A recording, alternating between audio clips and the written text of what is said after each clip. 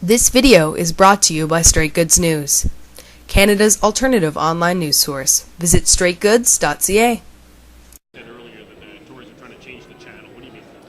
We're dealing here with an unprecedented case of electoral fraud, and the Conservatives are trying to talk to us about WikiLeaks. I think this is an attempt to change the channel. It's an attempt to divert attention from the fact that they are being investigated for allegations of widespread electoral fraud, and this is the issue that Canadians need to pay attention to. But don't you want to hear his testimony about what happened exactly? To Minister Taves? No, I'm sorry. I was talking about Adam Carroll.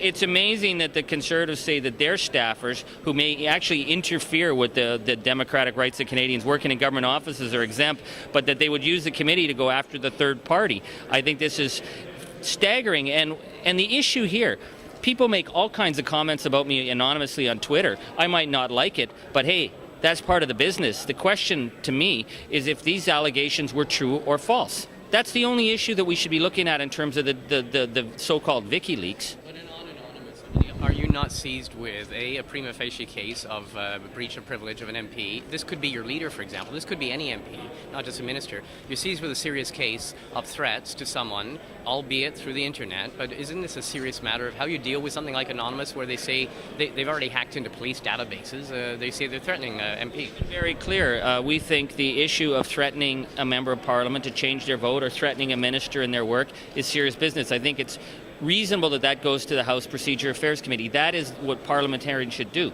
What we shouldn't do is start now going after a former Liberal staffer about him regurgitating the details of an ugly, messy divorce.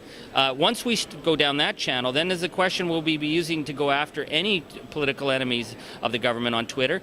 And it also questions, why would the government put the personal life of Minister Taves and whatever he may or may not have done on the WikiLeaks up for review by committee? Is this a desperate attempt to change the channel on electoral fraud?